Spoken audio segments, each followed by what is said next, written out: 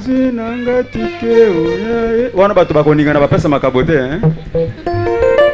Toke ya toke. Yesu ndeko.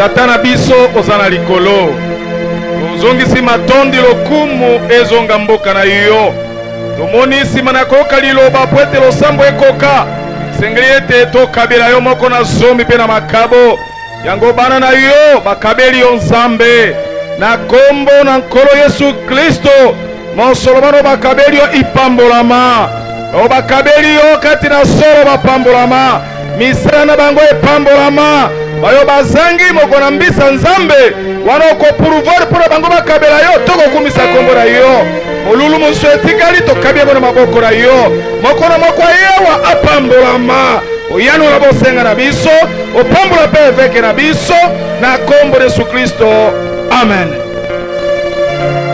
liboso paster akota na service na mibale korale ya PK 28 noki boyemba.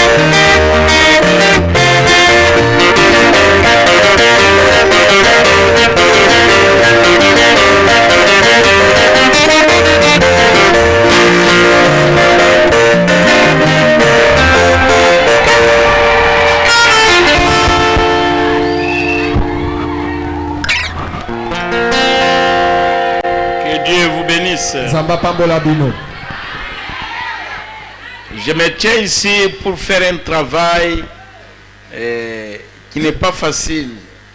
Un travail qui, comme je suis vivant, je ne devrais pas laisser quelqu'un d'autre le faire. Natelemiawa pona kosala musala moko eza musala ya PTT. Musala oyo lokola nazana no na bomo mutu mususu akoko sala ngote. Surtout ici à 28 km. Koleka mingi awa na PK 28. Cette église Lingombo yo est passée par beaucoup de tribulations. Lingombo yo eleki na bayiki ebele. Le premier pasteur de cette église, Mobateli ya liboso ya Lingombo yo, Lucien Tengabo, Lucien Tengabo, il était mon ami. azalaka moninga nanga. À ce moment-là, Natangwana notre église, Lingomba na biso, Assemblée chrétienne de Kisangani, losambo ya bakristo ya Kisangani, on n'avait pas d'argent. tozalaka na mbongo te. Mais je faisais mes activités de pharmacie. Kasi nga na bandaki kosala makambo ya koteka pharmacie. Et Lucien Tengabo, Pe Lucien Tengabo, étant inspiré par Dieu, il était notre fidèle. azalaki mondimi na biso wane pemela makie na Nzambe. Comme un jeune homme qui veut se marier, qui en parle à son papa. Pela moko elenge mobali oyo alingi abala asololaka na papa na ye. Son père lui dit, montre-moi la femme. Papa na ye akoloba na ye lakisanga mwasi Et je vais te marier. pe nakobalisa yo. Et Lucien Tengabo Pe Lucien Tengabo était venu en parler à notre pasteur, le pasteur Ngonde, ayaka kosolola na mobateli na biso mobateli Ngonde, qui lui était secondé par le pasteur Odia. oyo mokitani na ye zalaki pasteur Odia. Et ils m'ont parlé de ça. Pe bango babale basololi nanga likambo yango. Je n'étais pas pasteur, Tango wana nazalaka mobateli te, j'étais diacre nazalaki mosungi et trésorier de l'église. pe mobombi misolo ya eklesia. Et je leur ai dit, Nalobaki na bango dans notre église, il n'y a pas d'argent. na lingomba na biso toza na mbongo te. Le pasteur Wadi m'a dit, Mobateli Odia alobaki nanga, prends l'argent de ta pharmacie, donne à Lucien, il va construire l'église. kamata mbongo ya pharmacie na yo pesa Lucien akende atonga eklesia. Et je lui ai donné l'argent. Pe na pesa ka ye mbongo. C'était mon argent. Ezalaka mbongo na ngai. C'était l'argent de l'église. Ezalaki mbongo ya Lingomba. Parce que moi-même, j'étais fidèle de l'église. Po ete ngai moko nazalaki moi Lingomba, mondimi na Lingomba. Les ndélés qu'on achetait ici Bandele oyo babandaki basombaki awa et les makombo moya qu'on achetait ici, na ba makomba moya oyo basombaki awa, c'est moi qui avais donné cet argent. ngande na pesa kambongo wana. Et Lucien était mon ami. Pe Lucien azalaki moninga Il nanga. venait ici avec le frère Paloukou, Abandaki oya wanande ko Paluku. qui était le beau-frère du frère pasteur Bolenga. Oya azalaki bokilo ya mobateli oya kufa Bolenga. Parfois, le frère Bolenga aussi venait ici. E banda okomete mbala na mbala ndeko Bolenga pe bandaki kokomela ya. À la première rébellion, Na botomboki oyo ya liboso na mboka. Mobutu avait recruté des mercenaires. Mobutu akendeki kosomba basoda ba mercenaire bapaya. Et il y avait ici un mercenaire serbe qu'on appelle Igo. Awe ezalaki na mercenaire moko ya mboka ya Serbie kombo na ye Igo. Et il passait par ici, il allait juste peut-être à 90 ou à Sermité, peut-être à 80, il a rentré à Kisangani. Abandai koleka wazokende tina ba 80-90 pe sima azongi na Kisanga akoleka leka na nzela. Et il avait arrêté le frère Lucien Tengabo et le frère Paloukou. Pe akangaki ndeko Lucien Tengabo na ndeko Paluku na nzela. Et il les a tués sur la route d'Amex-Bois. Abomaki bango na nzela ya Amex Bois. À cette occasion-là, Na libakuana cette église avait perdu son premier pasteur. lingombo yo ebungisaka mobateli nango ya liboso. Les anciens qui sont encore vivants connaissent ça. Bampaka baye bazana no na bomoi bayebi likambo yango. Après le frère Lucien, Sima na mobateli Lucien kokufa, le frère Bolenga est venu ici. ndeko Bolenga ayaki awa. Et il a pris la relève de l'église. Akamataki bokambi ya lingomba. Le frère Bolenga, Ndeko Bolenga il était notre diacre à Kisangani. ye moko azalaki diacre na biso na assemblée chrétienne de Kisangani. À ce moment-là, Na tango wana j'étais déjà président du conseil des diacres. nazalaki déjà président ya likita ya basungi. Nous avons continué à soutenir cette église. Tokobaki kosunga komema mokumba ya lingombo oyo. Jusqu'à ce que des choses se sont passées. Kino ekomaki ete bamakambo eyaki koleka. Ici à 28. Awa na PK 28. Donc à 27 km ou 28. 27 km. Balobi 27 km to 28 mais balobi PK 27. Ok. Et les anciens Bongo bampaka et moi-même, nanga moko. nous avons trouvé bon Tomonaki malam que le frère Bolenga ete ndeko Bolenga devrait retourner à Kisangani. azonga na Kisangani. Et que nous-mêmes, Pe biso moko nous devrions nous occuper de l'église. tokotala makambo ya lingombo oyo. C'est ainsi que les serviteurs de Dieu, mettez-vous dans l'ancien, Ndeti na mosali na nzambe telema donatien venez ici. abandaki koya. C'est nous qui l'avions envoyé. Biso nde totindaka donatien aya. Et après, Sima mettez-vous dans l'ancien. fanda donatien. Quand le frère Chibembe est venu du Kela, Tango ndeko Chibemba autaki na Ikela nous l'avions envoyé à Mobamboli. totindaka ye na Mobamboli. Alors nous avions trouvé bon de décharger de l'ancien. Tomonaki malamu ete tolongola mokumba na maboko ya donatien. Et nous l'avons confié cette église à frère Chibemba. Topesaki lingombo oyo na ndeko Chibemba. Il est venu. Ayaki. Et quand il est venu, Tango ayaki il a commencé à mener le frère Saïl et le frère Loufo. abandaki komema ndeko Saile na ndeko Lofo. Et ce qui s'est passé de tristes mémoires. Makambo elekanaki tozoyoka na mawa po na yango. Nous ne pouvons pas en parler. Tokoki susu kokanisa yango te po eza ya mawa. Et les choses avaient dégénéré. Pe ba makambo ebebaki. Nous sommes venus Toyaki pour récupérer notre église. po ete tokamata lingomba na biso. Mais les croyants de 27 Kasi bandimi ya PK 27 et les ministres qui étaient là ce jour-là, na basali na nzambe bazalaki wana mukolo wana batei. nous étions à ce moment-là, c'est Afel qui venait conduire. Na tango wana Afel frère Gaston. Afele Gaston ndazalaki oya kokamba. les gens se sont opposés. bato batelemelaki. Et j'avais pris le micro. Bongo nakamataki elobeli. J'ai dit à notre pasteur, nalobaki na pasteur na biso, le pasteur Ngondé, mobateli Ngonde d'heureuse mémoire, oyo akufa. je lui ai dit laissez. Nalobaki na etika. Et j'ai pris le micro. Nakamataki elobeli. J'ai dit à l'église de 27, Nalobaki na lingomba ya PK 27, nous, bisoyo vous nous avez rejetés. bobwaki boboyi biso. Nous ne viendrons plus ici. Tokoyaka lisusu awa te. Nous vous laissons avec Dieu. Totiki bino na Nzambe. Parce que les affaires de Dieu Po ete bamakambo ya Nzambe ne demandent pas de discussion. esengaka te kobendana bendana La te. parole de Dieu, Liloba na Nzambe ça s'appelle la bonne nouvelle. ebiangamaka ete sango malamu.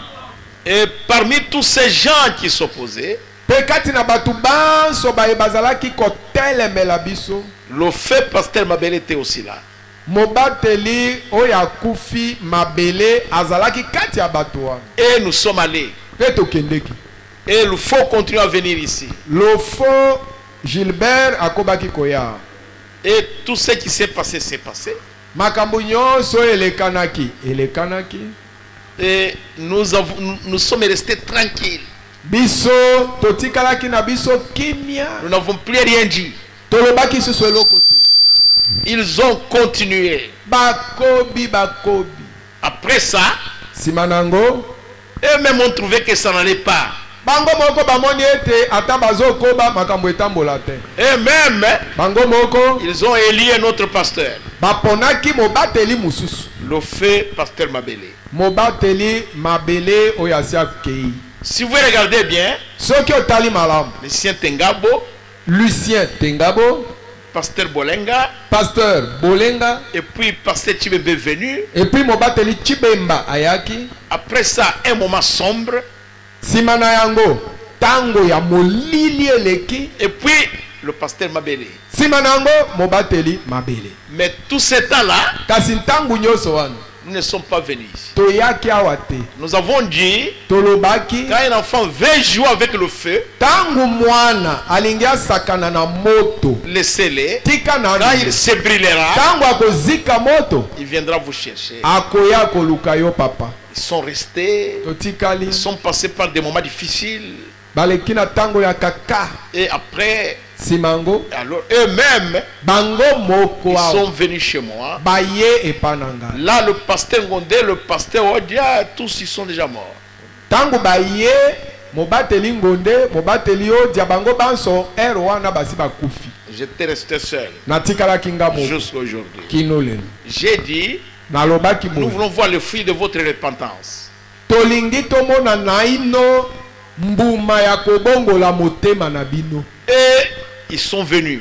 Pe bayaki. Quelque temps après, ils sont venus pour la deuxième fois. Mwa tango mukesima baye lisusu mbala na mibale. J'en ai parlé au comité de l'église.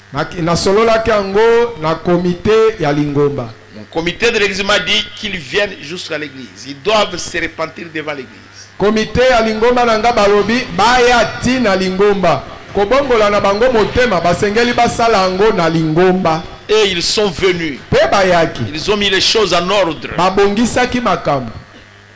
C'est ainsi que vous m'avez vu la fois passée, j'étais ici. Ndeti na bomonaki ngai mbaleleki kuna sinayaki awa. C'est pour officialiser la chose.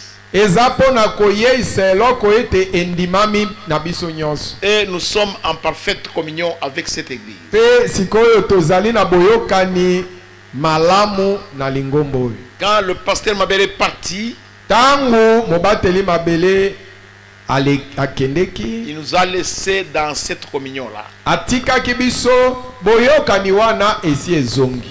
Et jusqu'aujourd'hui, Pe kino lelo nous sommes restés dans cette communion-là. totikalaki kati na boyokani malamu wana. C'est pourquoi je viens.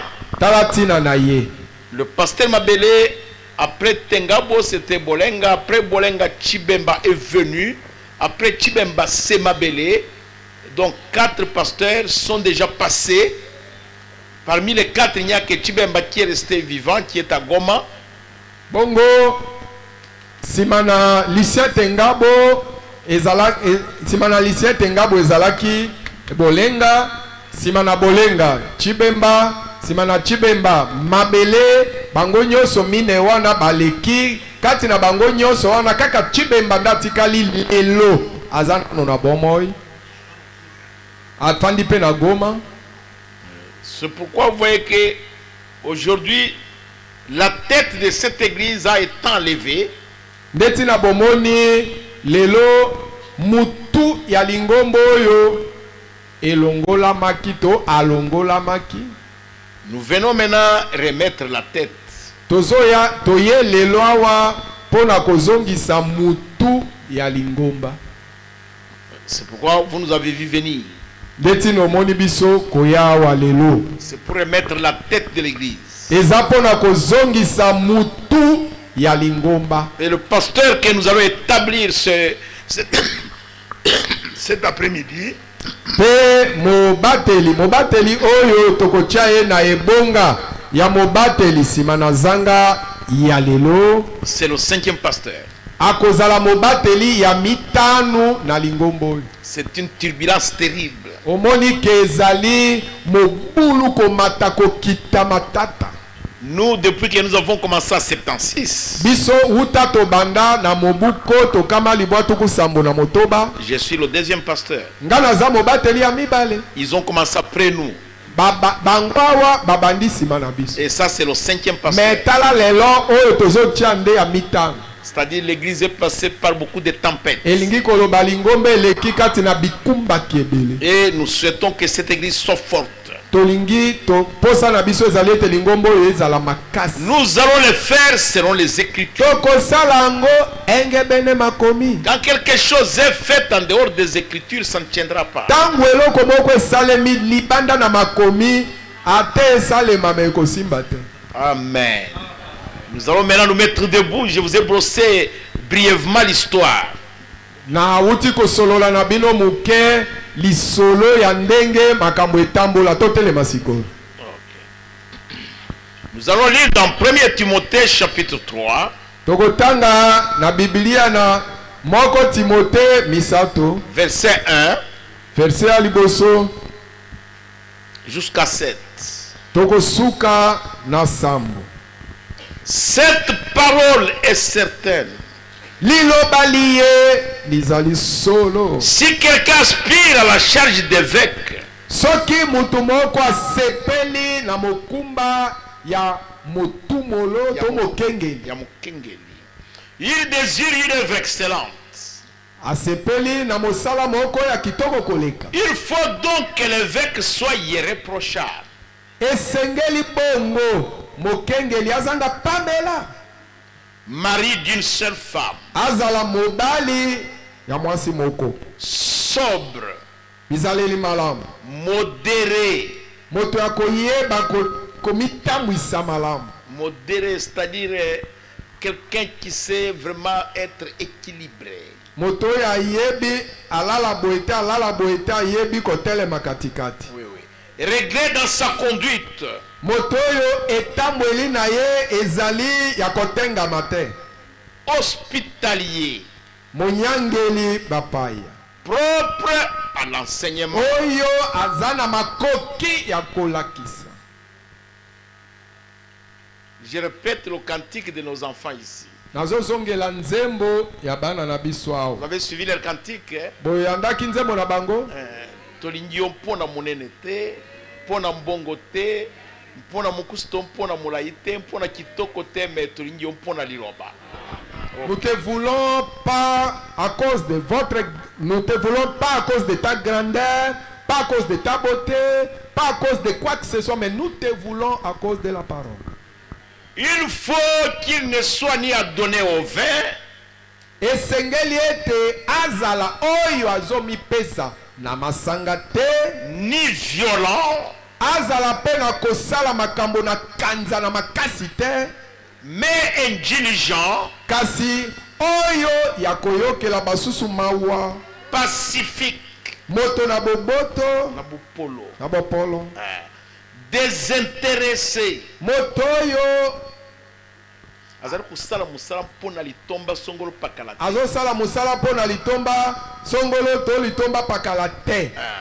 Il faut qu'il dirige bien sa propre maison. Esengeli akamba malamu ndaku na ye moko. Qu'il tienne ses enfants dans la soumission et dans une parfaite honnêteté. Asala ete bana na ye bazala na kati ya botosi pe na bosembo oyo ebongi be. Il faut qu'il dirige bien sa propre maison. Esengeli atambwisa ndaku na ye moko malamu. C'est vrai. Et qu'il tienne ses enfants dans la soumission. Car si quelqu'un ne sait pas diriger sa propre maison, Nzambi soki mutu ayebi kotambwisa malamu ndaku na ye moko te,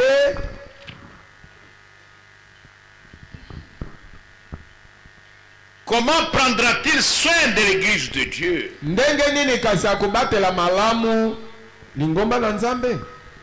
Il ne faut pas qu'il soit un nouveau converti, Esengeli te azala mondimi ya sika, de peur qu'enflé d'orgueil, na ndenge te wana lolendo aya kovimba na lolendo, il ne tombe sous le jugement du diable. aya kopea na se na kosambisama ya diabolo Il te. faut aussi qu'il reçoive un bon témoignage de ceux du dehors. Esengeli pe azwa litatoli malamu ya batu ya libanda, Afin de ne pas tomber dans l'opprobre et dans les pièges du diable. na tina ete akweya kati na soni te, akweya kati na mutambo ya diabolo te. Ça c'est Paul.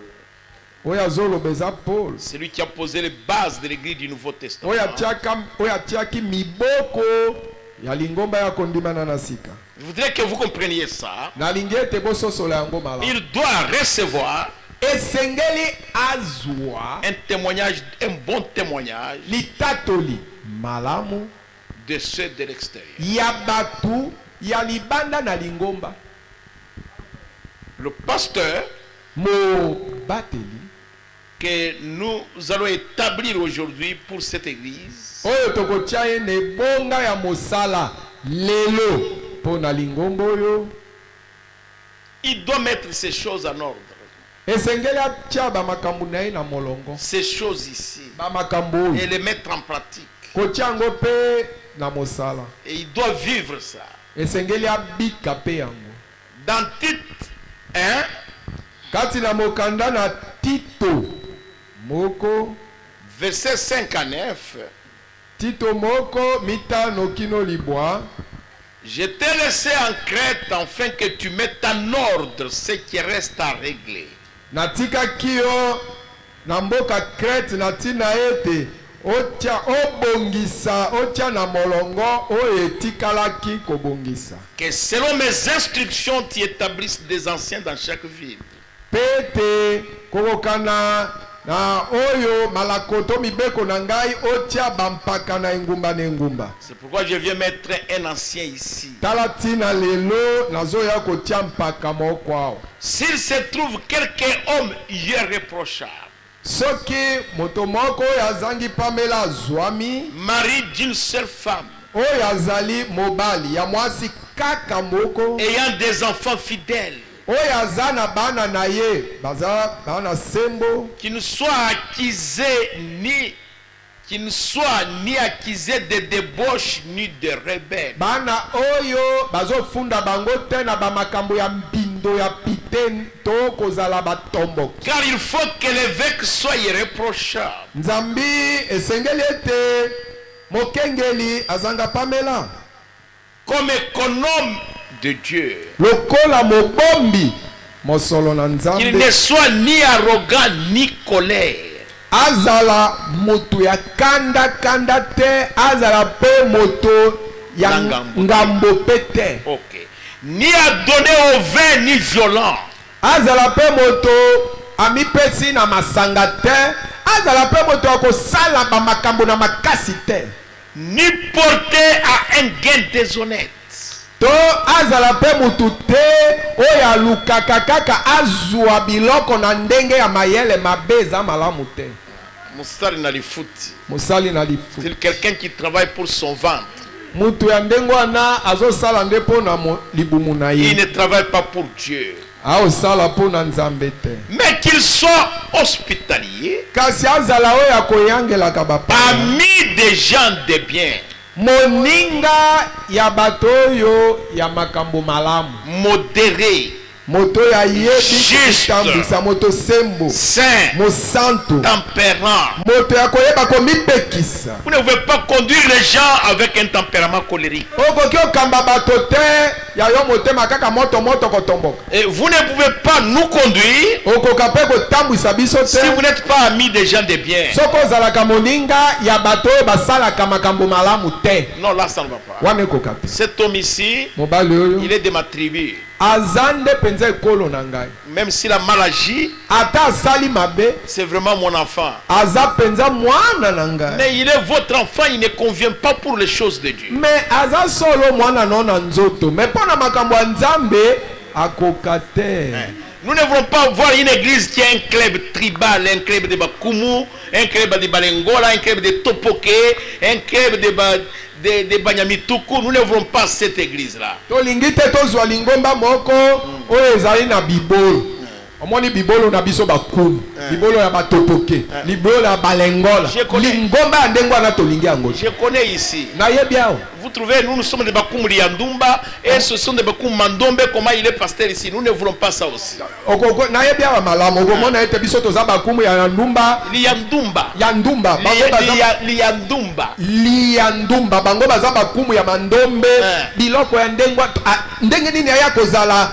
Mobateli awa na liandumba tolingi biloko. Nous ne sommes pas ici pour ça. Tozawa pona yango. Nous sommes ici pour aller au ciel. Tozawa po ete tokendende na lola. Si vous voulez aller avec les Bakumu Liandumba ou les Bakumu Mandombe, allez à l'assemblée provinciale. Soko lingi okende osala ebolo na yo na bakumu ya liandumba na bakumu ya mandombe kende na assemblée provinciale kuna. Nous ne sommes pas ici pour former un club de Lokele ou de Bambol, jamais.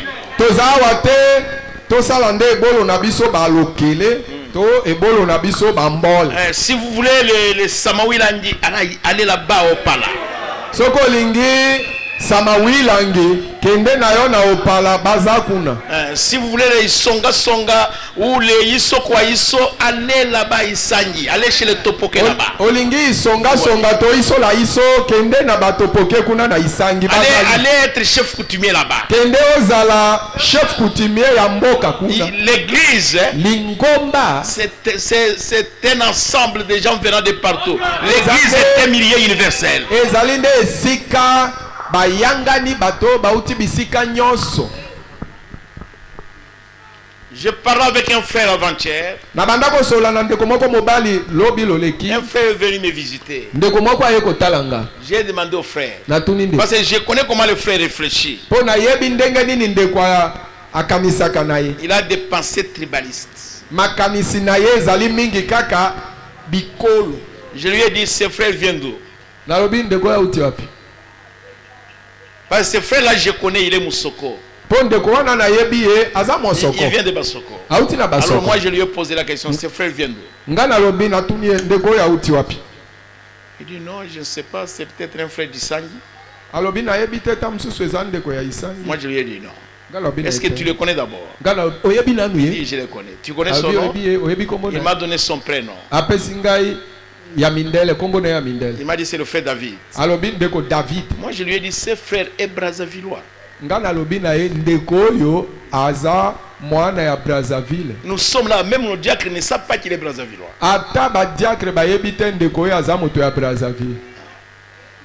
Il vit comme nous. Mais il est dans l'église du Dieu vivant.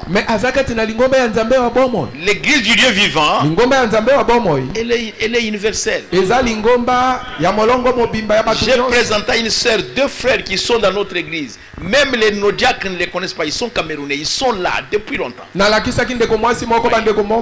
babale mibali bazana lingomba na biso ta ba diacre na biso bayebi te bazande bana ya Cameroun. Nous voulons les gens qui sont amis des gens de bien. Tolingi bato oyo baza baninga ya bato oyo basalaka makambo ya malamu. Si on a seulement une église de Baluba, Soki une église tozwira de ka lingomba ya Baluba ya une église de Batetela Bakongo, kaka ya une église de Bakongo Bangala, lingomba ya là Bangala ce n'est plus une église. wana eza lisusu lingomba te. Allez à l'Assemblée nationale. Kende na Assemblée nationale. Il faut qu'il soit un ami des gens de bien. Esengeli azala moninga ya bato ya makambo malamu to bizali. Attaché à la vraie parole telle qu'elle a été enseignée. Oya kangani na liloba ya solo pela moko yango elakisa. Afin d'être capable d'exhorter selon la saine doctrine et de réfuter les contradicteurs. Asseyez-vous, asseyez-vous. Natinete azala na makoki yako lendisa engebene malakisi ya solo peko bwaka musika baye bazali kotelemela. Les contradicteurs. Batelemela.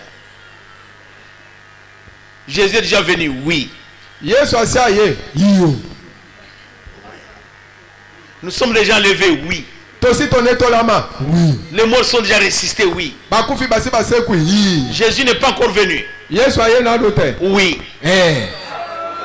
Ça, un type comme ça ne peut pas être un pasteur. Engambe andengwana abonga te kozala mobate. Il doit être un homme affermi dans la parole. Esengeli azala mobali oyo akembi kati na lilo. Qui peut protéger l'église contre les fausses doctrines. Oyo akoki kobatela lingomba ba malakisi ya lokute kota te. Laissez-moi lire Tite chapitre 2. Botikanga na tanga Tito mibale. Verset 1. Verset ya liboso. Je crois que je vais m'arrêter au verset 4 ou 5. Nakotelema na mineto mitano. Ok. Je vais m'arrêter au verset 5. Mitano. Ok. Tite chapitre 1. Et chapitre 2, je vais dire. Tito chapitre mibale. Verset 1 jusqu'à 5. Ya liboso kino mitano. Pour toi, dis les choses qui sont conformes à la saine doctrine. Pona yo. Loba makambo ekokani na malakisi ya solo. Dis que les vieillards doivent être sobres. Loba ete mibange basengeli bazala na bizaleli malamu. Sobres, c'est-à-dire les gens qui se retiennent un peu. Ngiko loba bato bayebi komikanga moke. C'est-à-dire les gens qui marchent correctement. Bato bazo tambola na lolenge Il sait lolongo quoi bani. dire et quoi ne pas dire. Bato yo ayebi nini aloba, ayebi pe nini aloba te. Et où dire. Pe ayebi esika nini alobela yango. Et quoi dire. Pe aloba nini. Dis que les vieillards doivent être sobres. Loba ete bampaka basengeli bazala bato ya koyeba komikengela aloba nini aloba nini. Honnête. Bazala batu sembo. Modéré. Bato yo bayebi komitambwisa malamu. Saint dans la foi. Bato yo bazali malamu kati na kondima. Dans la charité. Kati na bolingo. Et dans la patience. Pe kati na mutema mulai. Dis que les femmes âgées Loba ete basi oyo bakoli doivent aussi avoir l'extérieur qui convient à la sainteté. basengeli pe bazala na lolenge na bango ya libanda oyo ebongi na bosantu. Ok. D'être ni médisante ni adonnée au vin. Bazala bato ya kolobaloba kotonga bamosusu te bamipesa pe na masanga te. Qu'elles doivent donner de bonnes instructions. Basengeli bapesa malakisi to batoli malamu. Dans le but d'apprendre aux jeunes femmes à aimer leurs maris et leurs enfants. Natine ete balakisa bilenge basi bayeba kolinga babali na bango bayeba pe kolinga bana na bango baboti. À être retenu. Ete bayeba kakomi pekisa. Chaste. Bazala basantu. Bazala basantu. Occupé au sein domestique. bayeba kozala baoyo batali kaka makambo ya ndaku na ye bamipesi na yango bamipesi na makambo ya mutu na makambo ya ndaku na ye bonne bazala basi malamu soumise à leur mari bazala basi baye batosi mibali na bango afin que la parole de Dieu ne soit pas blasphémée. na tina ete liloba na nzambe litukama te. C'est tout un problème. Eza mama na likambo. Nous mettons un pasteur. Tozotia pasteur moko. Demain on trouve sa femme parmi les mamans musique 100 kilos. Lobi mwasi na ye tokuti kati ya lisanga ya ba mama muziki 100 kilos. Nous ne voulons pas de cette histoire-là. Na biloko ya bongo to boy. Je parle au ministre. Nazo solola na batei. Si la femme du pasteur soki mwasi ya mobateli commence à se comporter mal, abandi kobika mabe, toutes les femmes de l'église basi banso ya lingomba vont suivre son exemple. bakolanda ndakisa na ye. Si la femme du pasteur soki mwasi ya mobateli commence à être critiquée, abandi kozala mutu ya kotonga batu, elle parle partout, mwasi ya mobateli asololawa. elle est témoin dans tout. Mwasi ya mobateli likambo nyonso ebimi, ata mwasi ya pasteur azalaki, ye aza témoin na nyonso. Là ça ne va pas. Wane kokate. Le pasteur peut avoir toutes les qualités suffisantes. Mobateli akoki kozala na mabongi nyonso ekoki. L'église sera achoppée. Lingomba na makambo ya ndengwa na eko tuta libaku. Parce que l'église Poete lingomba regarde le pasteur moins. etalaka moke pasteur. Mais l'église Kasi lingomba regarde la femme du pasteur litalaka nde mwasi ya mobateli et les enfants du pasteur. na bana ya mobateli. Faites attention à cela. Bokeba na yango.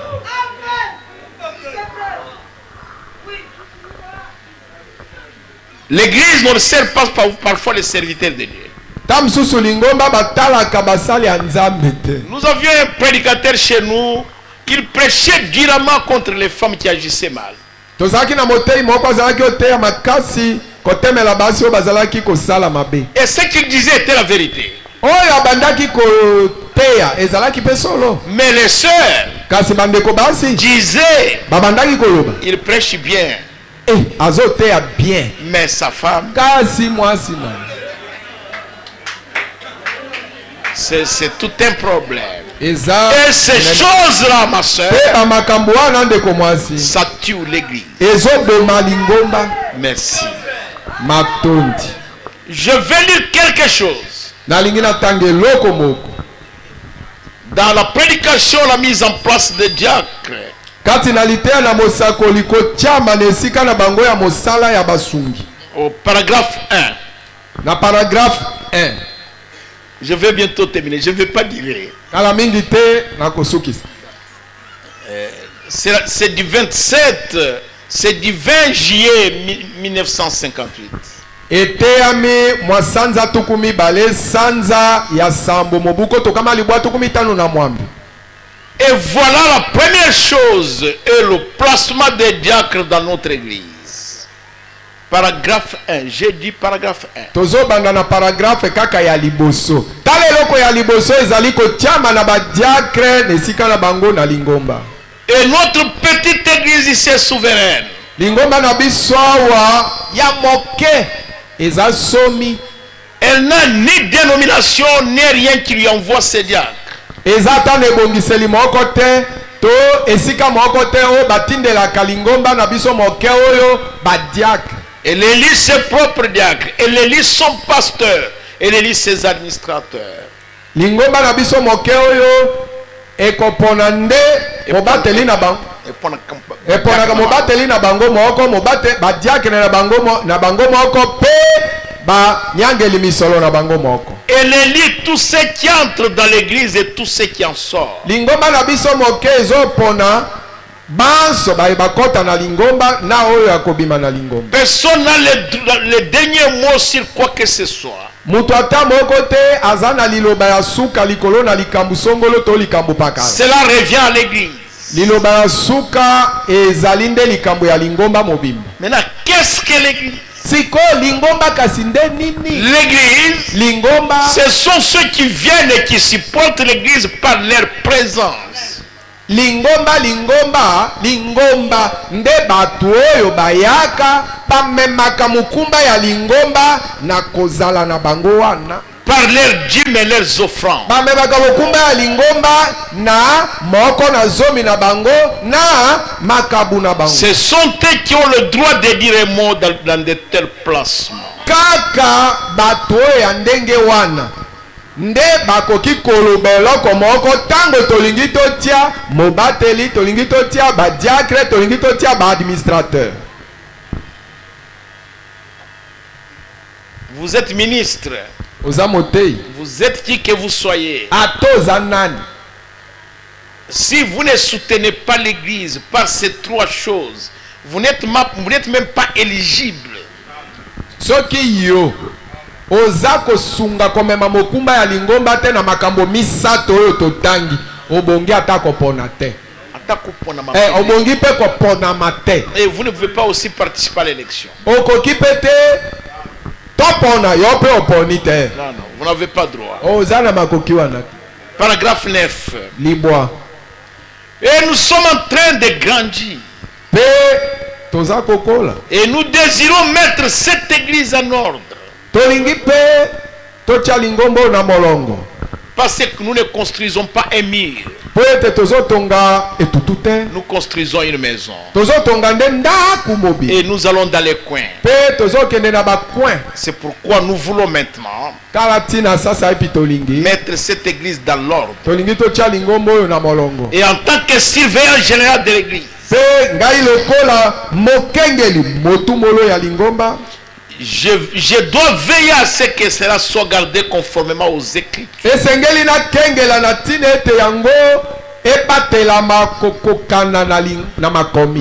tout est reposant correctement sur la parole. Paragraphe 12.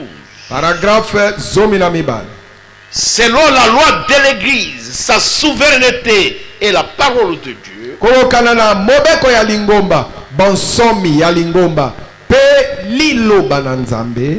ne peut pas dire je pense que cet homme serait l'homme qui convient. Je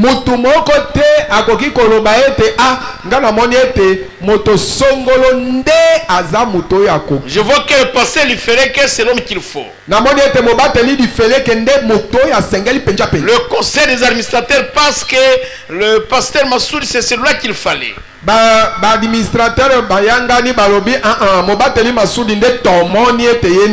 Ce n'est pas ça. Cela doit être fait par l'église.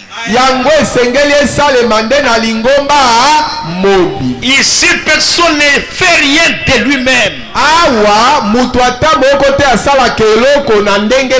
C'est le vote de l'église. C'est une église souveraine. Alléluia. C'est pourquoi nous allons solliciter le vote de l'église.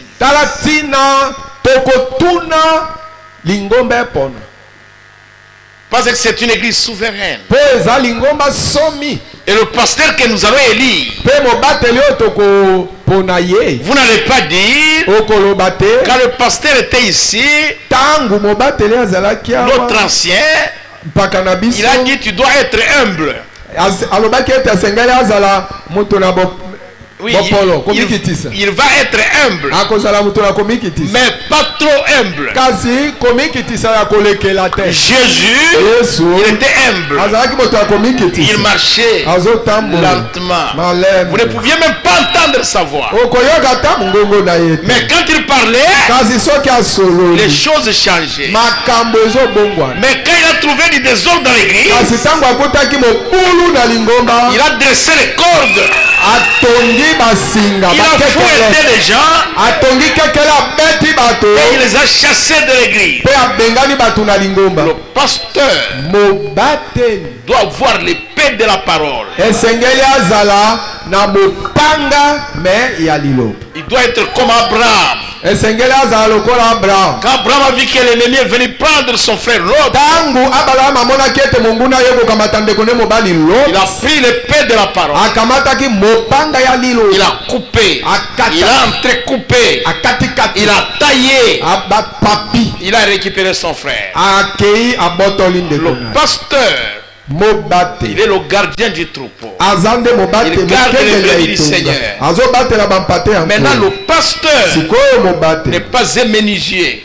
azali moto na kosala mabaya Il ne te, doit pas voir un rabot. esengeli te azala na rabo ya Il ne doit kokata, pas voir un marteau. esengeli azala na marto ya kobeta sete Il ne te, peut pas voir des clous. asengeli azala na basete te. Jamais. Mobateli Le te pasteur n'est mobateli pas un maçon. azali manso motongi te, Les brebis ne bampate sont pas des briques bazali babrike te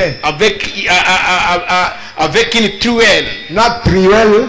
Alors vous coupez les briques. Bongo okati brique Vous jetez ça là-bas. obwaki Et ça vous mettez ici. oyo ndotia Jamais. bongo te. Vous devez savoir. esengeli yo mobateli Quand oye on vous appelle berger, tangu babengi yo mokengeli ya bampate, c'est-à-dire vous gardez les brebis du Seigneur. elingi koloba ozokengela mpe kobatela bampate ya Et les nkolo. brebis mpe bampate sont censés écouter le pasteur. basengeli nde bayoka mobateli. Ce n'est pas à vous les brebis eza likambo na bino bampate te de garder les loups éloignés et de le chasser. ya kobatela ete mbwa mwitu ya koboma azala mosika na bino mpe bobenga na ye Non, te. c'est au berger ezalaka nde likambo ya Si le mokengeli ya berger bampate soki nde aza mokengeli avec ya son solo. bâton de berger na lingenda na ye ya mokengeli ya bampate de garder les brebis nde aza na mokumba ya kobatela bampate loin du loup ravisseur. mosika na oyo mbwa mwitu ya koboma. Et l'église mpe eklesia doit savoir sengeli bayeba que le pasteur ete mobateli est l'ordre le plus élevé dans l'église. ye nde azali oyo aza likolo koleka nyonso kati na lingomba. Dans l'ordre de l'église de 1958, d'ici octobre 58, kati na molongo kati na lingomba ya le 6 octobre 1958 paragraphe 60, paragraphe 60 à la fin, na suka kuna le prophète dit, mosakoli alobi et maintenant, ebongo sasa hivi l'église de Dieu est le lieu le plus élevé du jugement. lingomba na nzambe nde esika eleki likolo ya kosambisa Et le pasteur mpe mobate est l'ordre le plus élevé dans l'église. ye nde oyo azali likolo koleka manso kati na lingomba. Et donc, en dehors du Saint-Esprit, mpe libanda ya molimo mosantu l'ancien mpaka est la personne la plus élevée dans l'église apostolique. mpe moto oyo aza likolo koleka banso kati na lingomba ya Le bantoma Saint-Esprit apporte directement son message à l'ancien. mpe molimo mosantu akomema nde mbala moko sango na ye epai na mpaka Et l'ancien le donne au peuple. mpe mpaka akamati sango molimo mosantu apesi ye apesi bato. C'est terrible ça, mes frères. eza makasi. Est-ce que je peux... Je ne sais pas. Laissez-moi lire le paragraphe 63. botika ngai natanga paragraphe tuku motoba na misato. Maintenant, sasa ipi je m'adresse cette fois-ci au pasteur, nazali kosolola na mbala oyo na mobati à notre frère Neville. na ndeko na biso mobali Nevi. Souvenez-vous qu'il a l'autorité absolue sur l'église. bokanisa ete aza na bokonzi oyo akabola na moto te kati na lingomba. Il est le full top de l'église. azali bokonzi mobimba ya lingomba. Frère Neville a le pouvoir d'exercer toute l'autorité que le Saint-Esprit voudrait. ndeko Neville azali na bokonzi ya kosalela oyo makoki nyonso bokonzi nyonso oyo molimo mosantu alingi ete asalela. Il peut le faire, akoki osala mais conduit par le Saint-Esprit, kasi kaka wana akambami na molimo pas mosantu. par méchanceté, asala yango te na kanza ou par jalousie, to na zuwa ou par concurrence. to mpo amikokanisa na Non, non. Il ne doit pas faire mauvais usage de cette autorité-là. bokonzi oyo epesameli ye akoki kosalela yango mabe te. Il est le chef de l'église. Aza mokonzi ya Il n'y lingomba. a pas de chef sans peuple. Ezalaka te na mokonzi soki bato oyo kokonza bazalaka te. Mes frères, Ndeko vous êtes un pasteur oza mobateli dans votre église à Kisangani. na lingomba na yo na Kisangani. Vous venez ici, Oyawa vous trouvez le pasteur. okuti mobateli Vous yango. ne pouvez pas parler du mal de lui devant son église. Okoki kosolola mabe ya mobateli awa na lingomba te na lingomba liboso ya lingomba na ye. Allez le voir Kende nde komona mobateli chez lui à la maison. na ndako na ye. Parlez avec lui. Solola na ye. Vous avez votre église Oza na lingomba na yo à 200 km. na 200 km. Restez dans votre église. Tikala na lingomba na yo. Si vous voulez venir ici, Soko lingi oya awa vous ne viendrez pas ici comme un monarque. okoya awa te lokola mokonzi ya kokonza na makasi. Jamais. Demandez au pasteur Tuna mobateli s'il est disposé de vous recevoir, soki azali tayari ya koyamba yo qu'il vous reçoive. nde ayamba yo ya Il en parlera à son église. akosolola na lingomba na Et ye nous allons recevoir le pasteur Y akoloba ete tokoyamba mobateli ou un fulani serviteur Y. to mosali fulani Préparons-nous pour le recevoir. to milengela mpona koyamba Et ye quand vous serez ici, mpe ntango kozala à awa cette chair, nete eloi ne parlez pas du mal de lui. osolola mabe ya mobateli ya awa Même te. si les ministres de cette église vous racontent des choses, ata soki bateyi ya lingomba oyo batieli yo sango tala tala tala tala ne parlez pas du mal de lui. osolola mabe na ye te Jamais. te Jamais. Ne parlez pas du mal de lui. kosolola mabe ya Allez chez lui à la mokende maison. kende epa nde na ndako Parlez-en vous deux bosolola bino babale avec un esprit de douceur. na molimo ya kosokema ya komikitisa Ok, je crois que c'est bien entendu. na banzi eyokani malamu Nous n'avons pas de chef. toza na chef te Nous sommes tous égaux. banso tokokani Mais nous avons un chef ici. kasi awa toza na chef Nous allons bientôt voir un chef. kala mingi te awa tokozala na ya biso chef Nous allons voir un conducteur. tokozala na mokambi awa mokambi yango nde mobateli. Amen. Amen. Amen.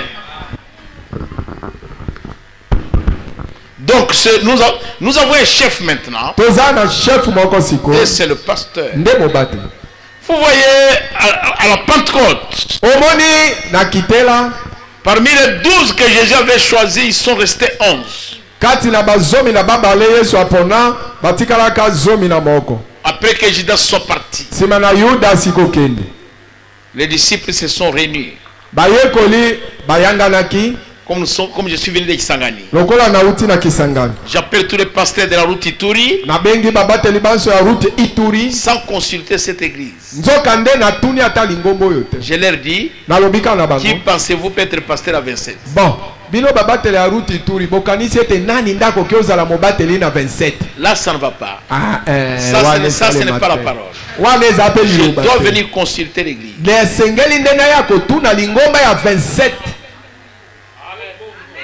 Combien comprennent ça? bato boni bazososola yango. Ok. Mais maintenant, kasi sikoyo les disciples, bayekoli ils se sont entendus. bayokani Ils avaient parmi eux un favori.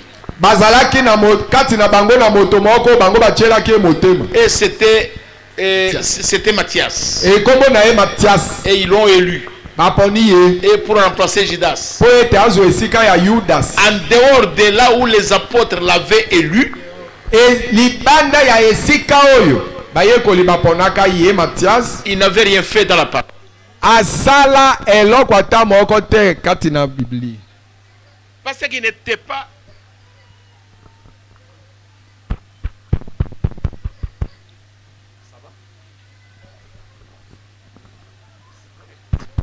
Parce qu'il n'était pas appelé.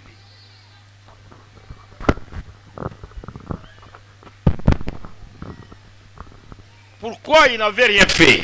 Pona nini Matias asala eloko te? Parce qu'il n'était pas appelé. Po ete Matias abiangamaki te. Nous voulons appeler appelé. Nous voulons quelqu'un qui est appelé. tolingi moto oyo abiangami. Combien comprennent ça? Bato boni basosoli yango. Parce qu'ici, quand nous allons faire l'établissement du pasteur ou l'ordonner, Po ete awa tango tokotia mobateli tokotia ye na mosala kobondela mpo na ye mpo na mosala.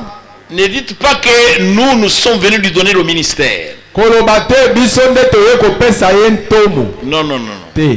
Tout ce que j'ai fait ici, Nyonso oyo nazosala awa. je détiens simplement les droits de propriété. Naza kaka na makoki ya nkolo eloko.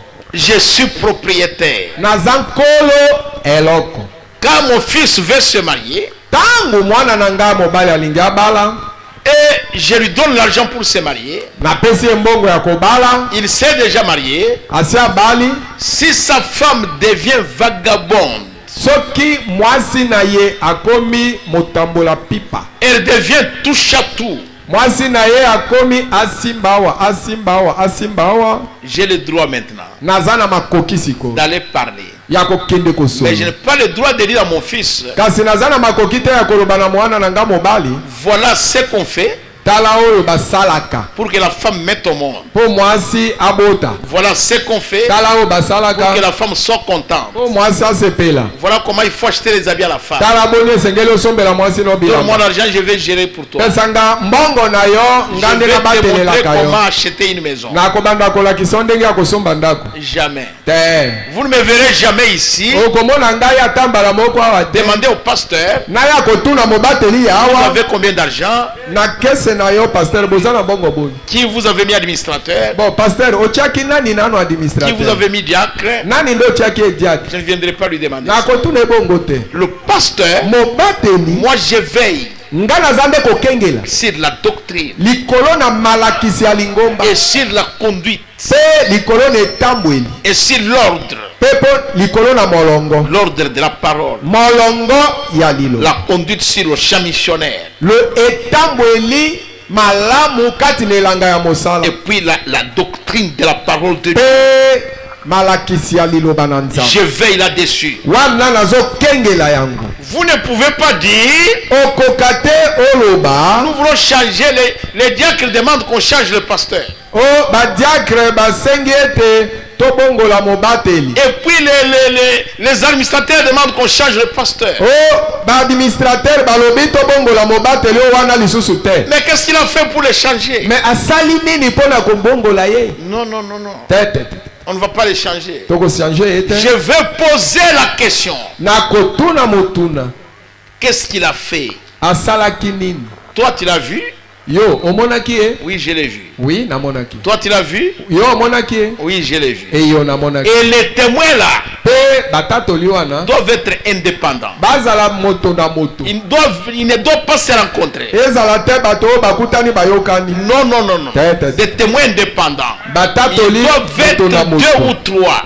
basengeli bazala babale to basatu. Alors ils vont s'adresser, ils vont me le demander à moi. bongo bakosenga ngai. Pas le désordre qui était ici. eza te mobulu ndenge ezalaka awa. Si le pasteur que nous mettrons aujourd'hui soki mobateli oyo tozotie lelo commence le désordre, soki abandi mobulu appelez-moi. bobenga ngai Je viendrai. nakoya Je vais vous demander qu'est-ce qu'il a fait. nakotuna bino asali nini. Si c'est prouvé qu'il a pris la femme d'autrui, soki emonani solo ete mobateli oyo totia awa azwi mwasi ya moto il a des dettes des gens, aza na banyongo beboya bato il se bagarre à la maison avec sa femme.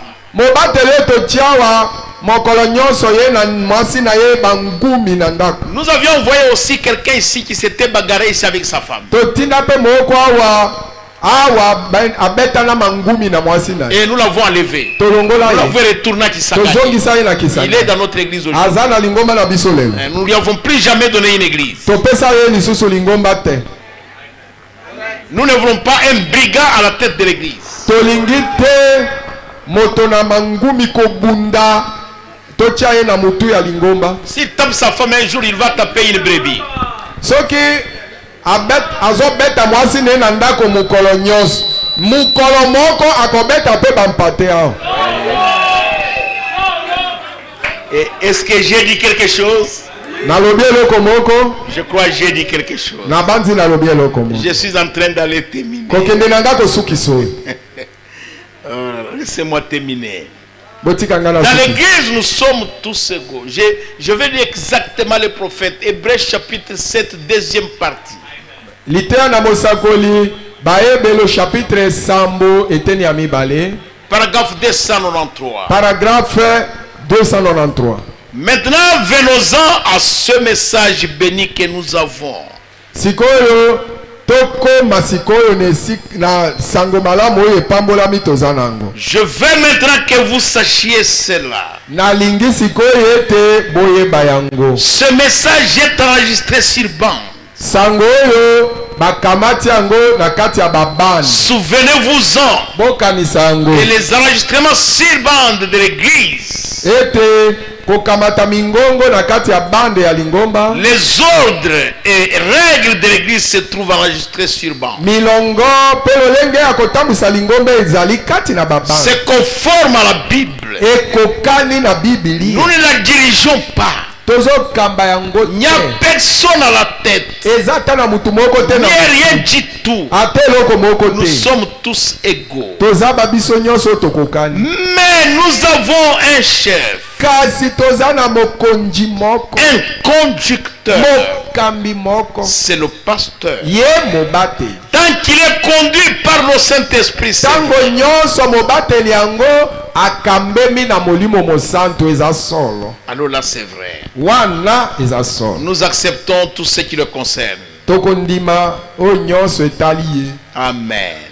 Combien ont compris cela? Bato boni basosoli yango. Donc si le pasteur est conduit par le Saint-Esprit, Ngi koloba soki mobateli akambemi na molimo mosanto. nous allons le suivre. Tokolanda ye. Comme disent les Écritures. Pela moko makomi elobi. Suivez-moi Bolandanga. comme moi je suis Jésus. Lokola ngai nazolanda Yesu. Amen. Maintenant, nous allons chercher à appeler le pasteur Sikoyo tokoluka tobenga mobate. ou l'homme que nous voulons mettre comme pasteur. To moto oyo tolingi totia ye awa lokola mobateli ya lingomba. Ok, avant de le faire, je vais lire dans l'accusation. Liboso nasala yango nakotanga kati na liteya ya mosakoli. 17 juillet 1963. Eteyami le 7 juillet 1963. Paragraphe 24. Paragraphe tukumi bale na mine. Je vais lire jusqu'à 25. Natanga kino tukumi bale na mitano. Alors que nous ordonnons ces ministres par l'imposition de main. Wana toza kotia basali oyo na mosala na kotielaka bango maboko. Bon, mais nous comprenons bien que la manière scripturaire d'ordonner ministre, c'est par l'imposition de main. Tososoli malamu ete lolenge ya Biblia ya makomi ya malamu ya kotia mosali na nzambe na mosala ezali kotiela ye maboko. Je pense que c'est là que nos frères de la dernière pluie ou ceux de Battelfort et tous se sont embrouillés. Na bandi wana nde bandeko na biso ya mbula na suka to ba oyo ya Battenfort babulungani. C'est quand ils ont vu l'imposition de main comme un moyen de communiquer des dons spirituels. Eza tango bango bamoni kotia mosali na nzambe kotiela ye maboko bamoni yango nde lokola kopesa ye makabo na molimo. Or, nous ne croyons pas que les dons sont conférés par l'imposition de main. Biso tondimaka te ete makabo epesamaka nde epai na mutu tango batieli ye maboko. Nous croyons Tondimaka que nde l'imposition de main, ete kotiama maboko c'est une approbation de ce que nous avons déjà constaté. eza nde kondimisa oyo tosi tomoni ete ezosala. C'est un amen. Eza nde koloba ezali solo bongo. C'est seulement une approbation. Ezali kaka kondimisa suka. Quand Paul avait vu les dons de la parole dans Timothée, Tango Paulo amonaki likabu ya liloba kati na Timote. voyez maintenant comment il lui parle, ranime les dons qui est en toi. Tala ndenge azosolola na Timote. Alobi lamusa to pelisa moto likabu eza kati na yo. Et c'est pourquoi ils lui ont imposé les mains. Neti na batielaka Timote Pour maboko l'ordonner. pona kotia ye na Et quand mosala. ils lui ont imposé les mains, Tango batielaki ye maboko c'est pour que le patrimoine que Dieu avait mis en lui puisse recevoir des bénédictions de la main de l'ancien et continue à se manifester. Ezali po ete bozwi to libula oyo nzambe atia kati na ye ekoba kozwa mapamboli uta na loboko ya mpaka pe ekoba kosalama malamu. Nous ne communiquons pas les dons. Biso topesaka moto makabo te. Nous ne faisons que reconnaître leur présence dans cet homme-là. Tozali kaka nde kososola to kondimisa ete tomoni makabo kati na moto Nous wana. imposons les mains à l'homme pour en guise d'approbation, comme quoi nous croyons que Dieu a fait ces choses pour lui. Tochaka maboko likolo na moto pona kondimisa ete ya solo ata biso tondimi ete nzamba sali makambo wana kati na moto. C'est pourquoi nous imposons les mains. Ndeti na tochelaka moto maboko. Je crois que vous comprenez ce que j'ai dit. Na banzi bososoli oyo na lobi. Nous voulons que Dieu utilise l'homme Tolingi ete nzambe asalela moto et qu'il lui donne une longue vie. pe apesa moto bomoi mulai. C'est ce que nous faisons. Yango nde tozosala. C'est une approbation. Eza nde kondimisa. Nous lui donnons la main d'association Tozopesa ye loboko ya koloba tosangani na ona mosala. et nous l'acceptons comme l'un de nous. Pe tondimi ye lokola moko na biso. Amen. Amen. Que Dieu vous bénisse. Nzamba pambola bino. Que Dieu vous bénisse. Nzamba pambola bino. Je crois que j'ai clôturé. Je vais m'arrêter là-bas. Na banzi na kotelema wana. Sinon, je vais parler jusqu'à 15 heures. Soki te na kosolola tina 15h. Et je vais appeler notre frère Letuli Ali Fenorbert. Fenorbert Letuli passé devant. Na kobenga sikoyo ndeko na biso Letuli Alife Norbert leka liboso. Voilà notre frère Letuli Ali Fenorbert. Tala ni ndeko na biso mobali Letuli Alife Norbert.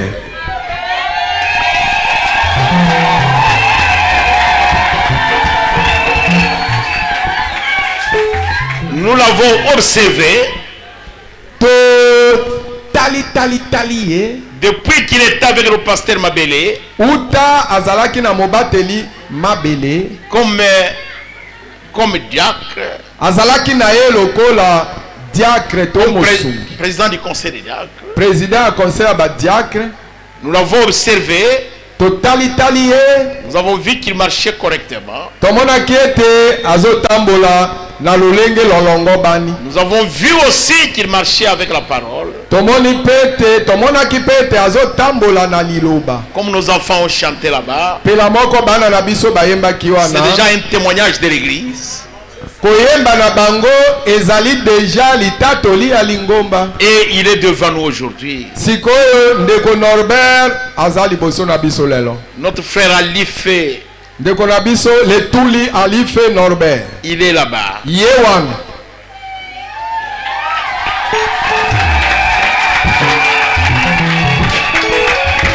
Je veux demander Nako nalingi natuna. à l'église, Natuna Ecclesia.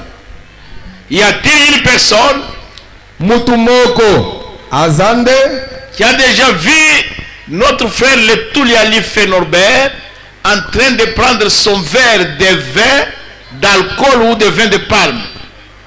Natuni lingomba ezana kati na lingomba wa mutumoko oya sia mona ndeko na biso Letuli Alife Norbert oya sia mona ye azokamata verre moko to ya bien verre moko ya masanga nini to verre moko ya masangilo maimai. Même ceux qui n'entrent pas dans cette église, Tozo tuna taba oyo bakotaka na lingombo oyo te bango pe tozo tuna bango. y a-t-il une personne, Ezana moto moko s'il est là, soki mutu moko azali qu'il parle aujourd'hui, asolola qui lelo ne dise pas aya koloba te nsima j'avais peur. nabangaki nde Il n'y a rien pour toi d'avoir peur. likambo ya kobangisa yo awa aiko. Y a-t-il une personne Eza na mutu moko du dehors ya libanda bino bato ya libanda ya lingombo oyo te ou de cette église to bato ya lingombo oyo pe qui connaît une femme qui soit la concubine de frère Norbert Letuli Alife. oyo moto oyo ayebi mwasi moko likangu ya ndeko na biso Letuli Alife Norbert. S'il y en a un, levez la main. Soki moto moko ayebi mwasi ya ndenge wana atombola loboko na ye. Y a-t-il une personne?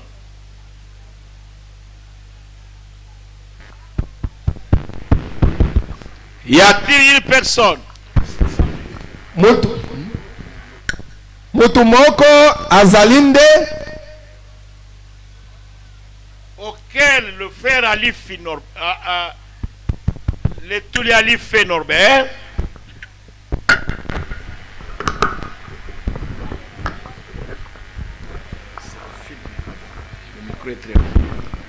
y a-t-il une personne auquel le frère Alife Norbert a sa dette? Levez la main. ezande awa kati na bino moto moko oyo ndeko Letuli Alife Norbert aza na nyongo na ye tombola loboko. Personne. Moto moko te. Y a-t-il une personne qui l'accuse de quoi que ce soit? ezande awa kati na bino na moto moko oyo azofunda ndeko na biso na likambo songolo to likambo pakala.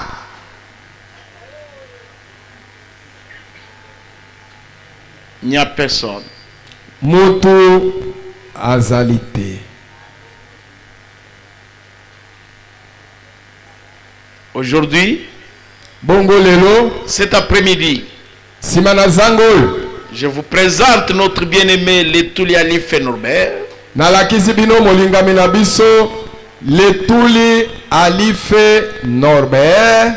Je vous le présente nalakisi bino ye et je pose la question à l'église bongo nazotuna motuna sikoyo na lingomba et aux autorités qui sont venues. na bakonji ya mboka oyo bayaki lelo awa. Combien sont d'accord cet après-midi bato boni bandimi na nsima na zanga ya lelo que je puisse établir notre frère Letuli Alife Norbert ete natia ndeko na biso mobali Letuli Alife Norbert comme pasteur et responsable de cette église? natia ye lokola mobateli oyo azana mokumba ya lingombo oyo. Que ceux qui sont d'accord baye bandimi yango puissent lever leurs mains. bango batombola maboko na bango.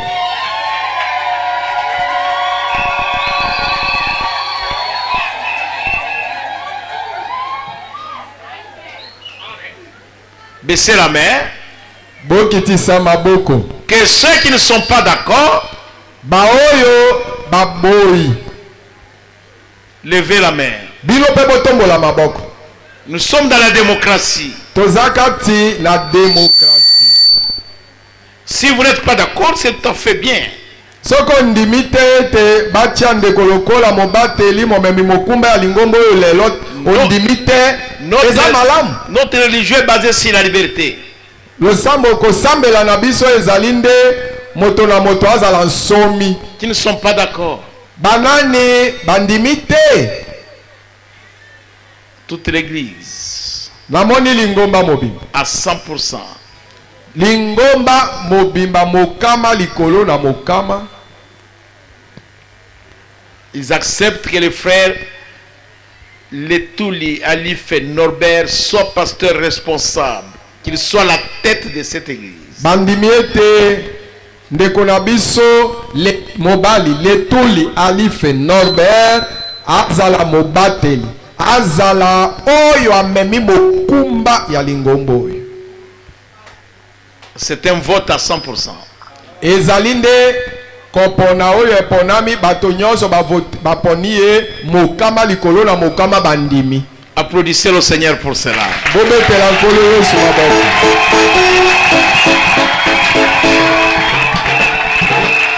Vous avez préparé une table.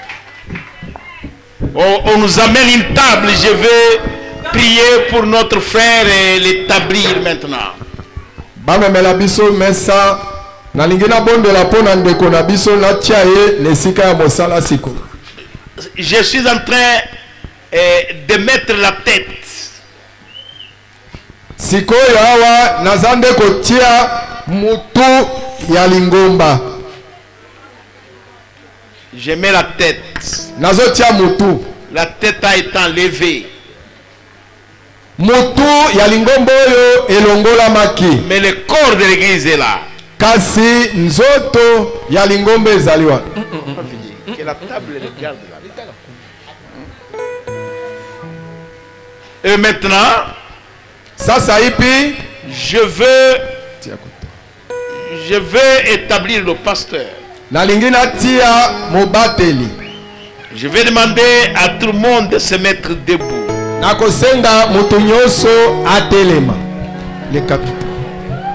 Maintenant, le pasteur, notre frère Letuli Alif Norbert, Sikoyo ndeko na biso mobali Letuli Alife Norbert qu'il s'agenouille. abeta mabolongo. Agenouillez-vous.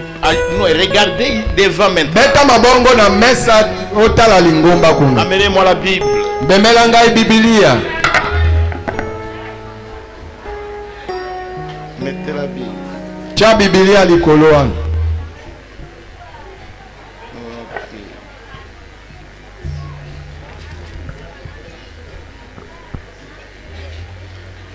Frère Letuli Alif Norbert, Ndeko na biso mobali Letuli Alife Norbert.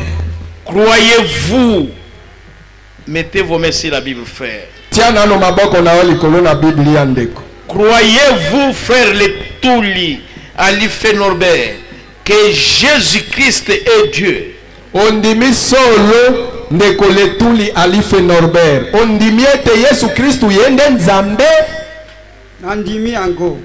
Croyez-vous, frère Letuli Alif Norbert, que toi et moi, nous sommes comme des pasteurs, mais le souverain pasteur, c'est le Seigneur Jésus-Christ? Yo ondimaka ete yo nangai toza lokola babateli. Kasi mobateli ya solo nde nkolo Yesu Kristo ondimaka yango. Nandimi yango. Je crois cela.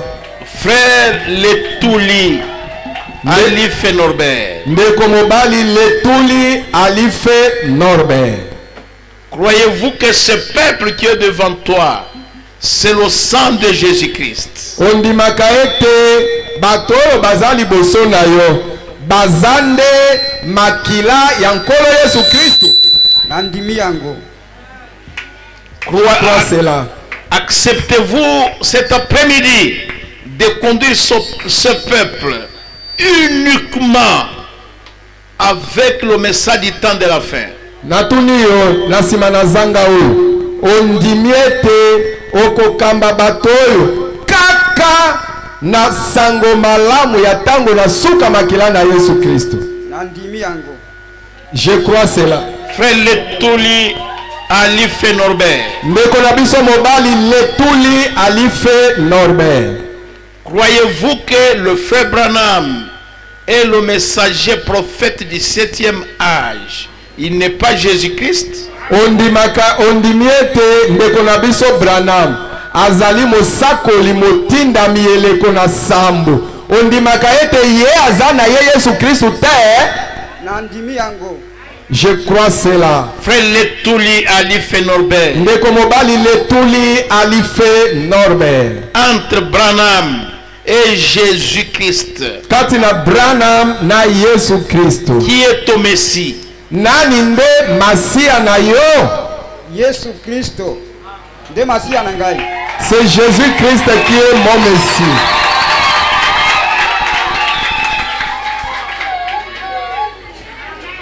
Frère Letuli Alife Norbert, Ndeko mobali Letuli Alife Norbert. croyez-vous que le vrai baptême biblique, selon la parole de Dieu, c'est au nom du Seigneur Jésus-Christ? Ondimaka ete libatisi na solo ya Biblia ya solo enge bene liloba na Nzambe libatisi yango ezambe na kombo ya nkolo Yesu Kristu nandimi yango. Je crois cela. En vertu de son témoignage sur la parole de Dieu, kotala litatoli na ye likolo na liloba lya Nzambe cet après-midi, sima na zango oyo le 15 décembre 2024, mwasanza zomi na mitano sanza zomi na mibale mobu tuku mibale na tuku mibale na mibale. Je veux maintenant nalingi sasa ipi imposer les mains kotia maboko sur notre frère Letuli Alife Norbert. likolo na ndeko na biso mobali Letuli Alife Norbert. Cet après-midi, sima na zanga oyo le ciel est témoin, lola eza motato, l'église est témoin, ecclesia eza motato, l'assemblée des anciens des serviteurs de Dieu est témoin. koyangana na basali na Nzambe bango pe bazali batatoli. Et c'est pourquoi je vais prier pour lui. ndetina nalingi na bondela pona ye. Combien sont d'accord que je prie pour lui? bato boni bandimi ete na bondela pona ye. Ok, prions pour le frère Letuli. tobondela pona ndeko mobali Letuli.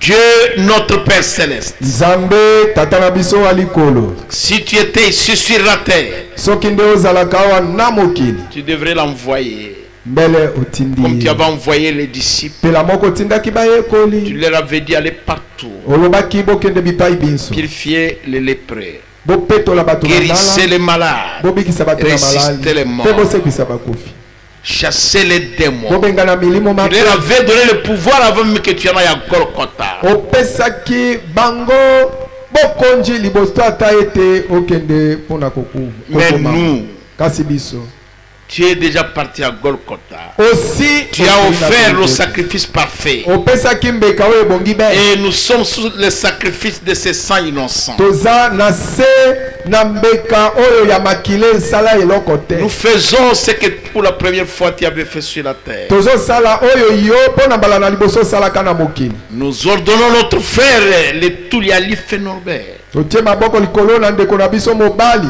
Letuli Alife Norbert avec l'approbation de l'église na kondimisama ya lingomba et moi-même, nanga moko et l'approbation de l'assemblée des anciens. na kondimisama ya koyangana ya bampaka Ils sont à côté de moi. baye bazali pembeni zinga na biso. Cet après-midi, Sima na zanga eye je déclare frère Alifi, na tatoli notre frère Letuli Alife Norbert, na tatoli ete ndeko na biso mobali Letuli Alife Norbert qu'il est pasteur responsable de l'assemblée chrétienne de 27 km.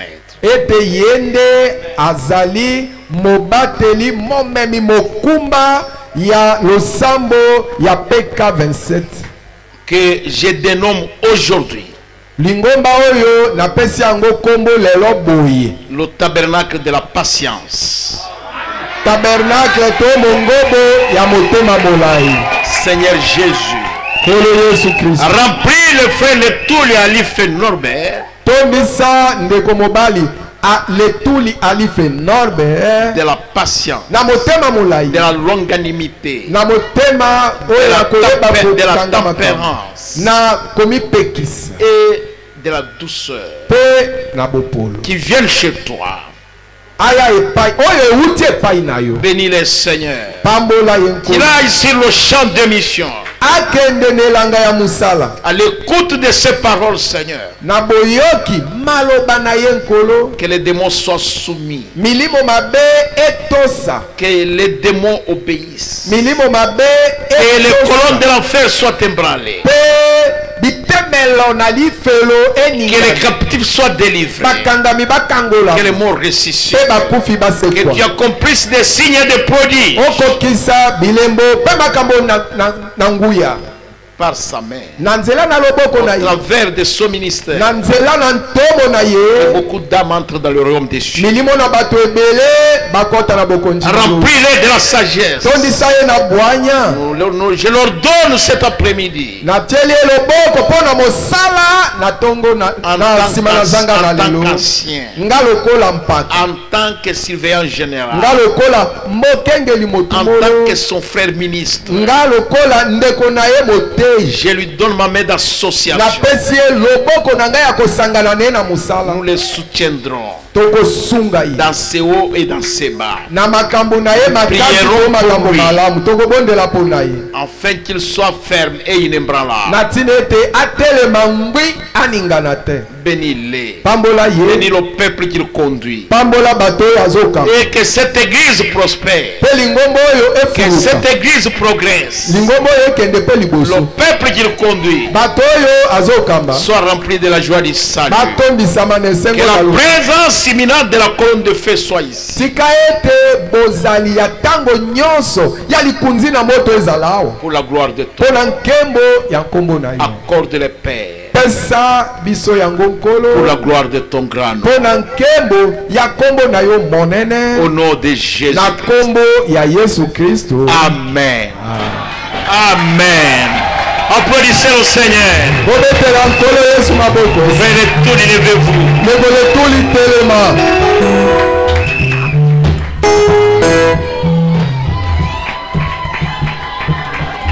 Frère Letuli Alife Norbert, Ndeko letuli alife Norbert. je vous donne ma main d'association. Napesi yo loboko na ngai ya kosangana na yo. Si le Seigneur me permet de continuer à vivre, Soki nkolo apesi ngai nzela ete nakoba kobika. quand il y a des problèmes, Soki makambo ezali venez là-bas. yaka kuna Comme tu venais, lokolo bandaki koya et Dieu te bénira. mpe nzambe akopambola. Je demande au pasteur, Nasengi na babateli au ministre bateyi et à mon équipe mpe na ekipe na nga mobili de venir saluer le pasteur. boya kopesa mobateli mboki tala eglise. Je vais présenter.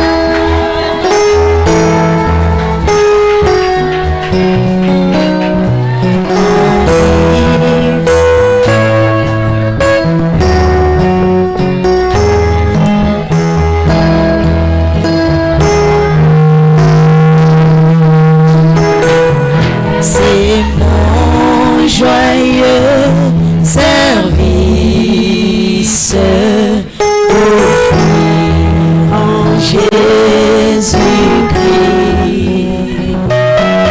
en vivant sacrifice, mon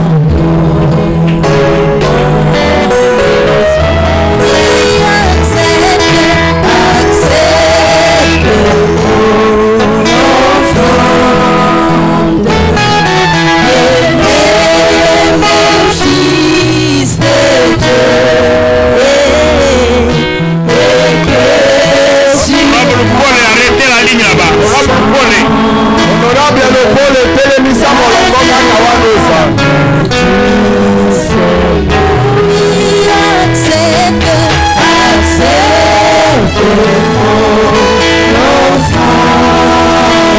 Amenez la chaise là.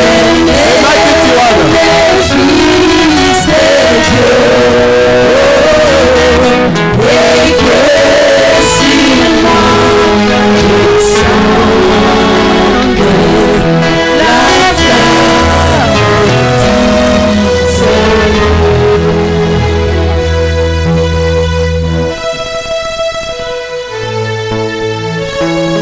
Honorable Paul. Laissez seulement ces gens là. Voilà, laissez-les passer.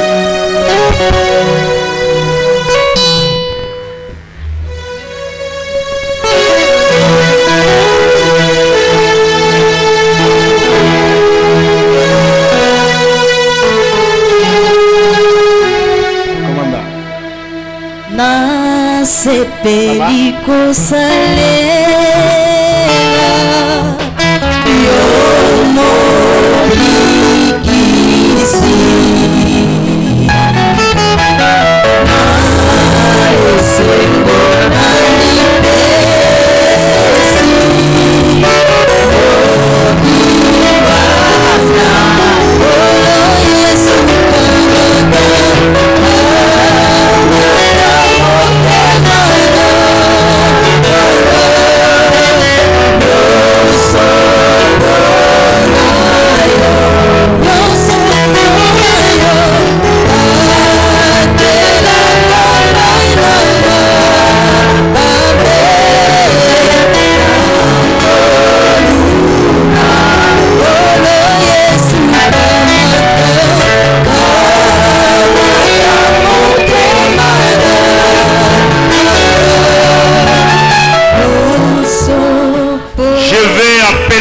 l'épouse de pasteur Letuli Alif Norbert. nalingi nabenga mwasi ya mobateli Letuli Alif Norbert.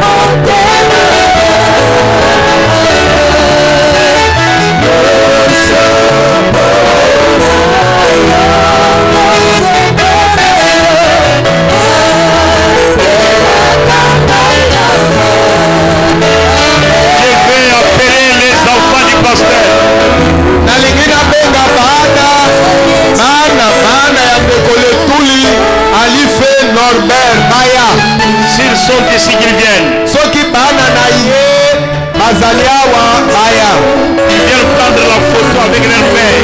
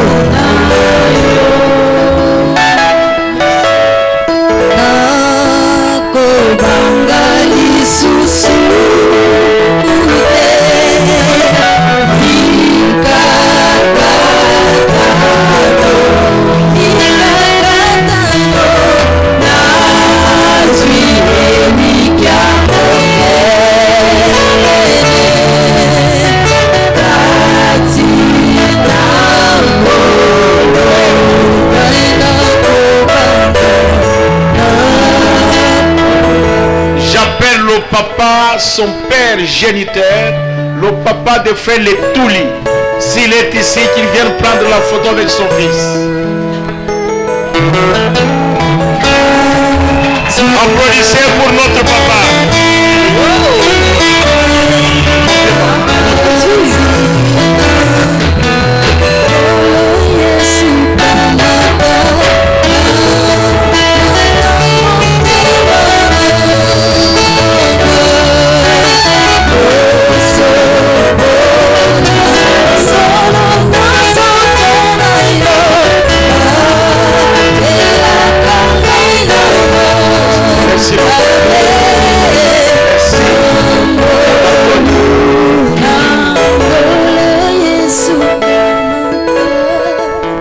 Maintenant, nous sommes arrivés à la fin.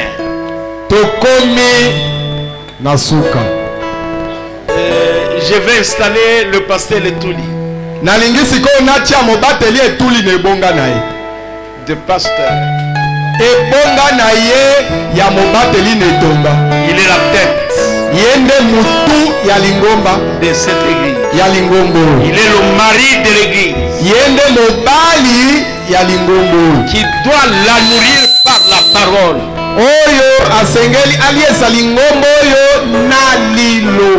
C'est lui qui doit porter le fardeau.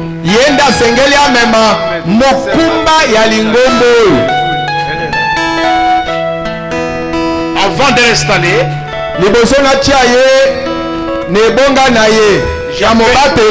j'appelle l'épouse du pasteur Mabele pour saluer le pasteur Letuli. mwasi ya mobateli mabele aya kopesa mobateli Letuli mbote.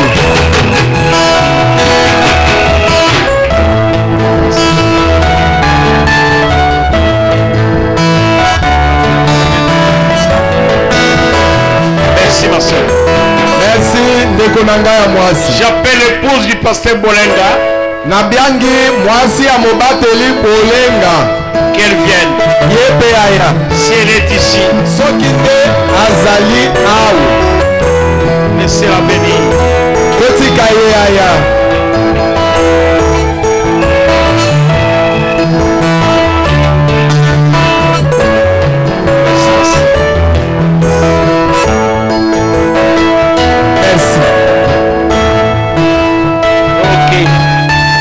Je vais installer le pasteur Mabele. Siko nalingi natia mobateli Mabele ne bomba na yo. Pasteur Mabele, asseyez-vous. Mobateli Mabele fandawana. Voilà ton peuple. Mobateli Mabele tala batu na yo.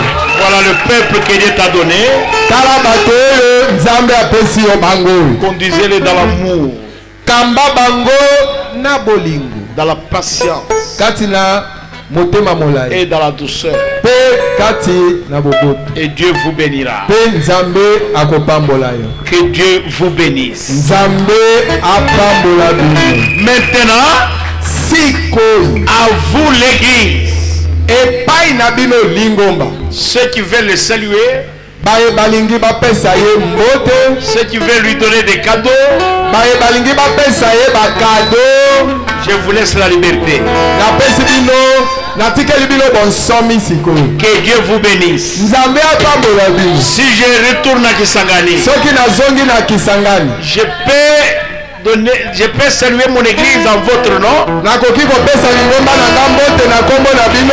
Que Dieu vous bénisse. Nzambe apambola bino. Priez pour moi Bobondela mpo na et je nga. prierai pour vous. Mpe nga nakobondela mpo na bino. Quand vous allez fêter Noël et bonne année, Ntango bokolia Noel na bonane. souvenez-vous aussi de nous. Bokanisa mpe biso. Que Dieu vous bénisse. Nzambe apambola bino. Gloire à Jésus.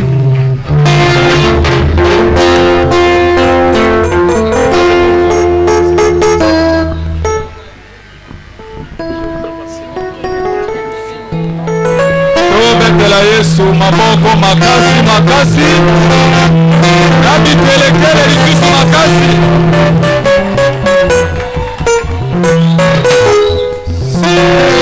Sikoyo tolingi tosala na mwa molongo ezala na mobulu te.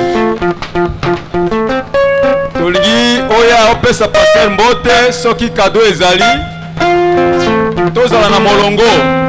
Tokobanda na ba autorité na mboka bakonzi na mboka bobanda koya oye opese mbote.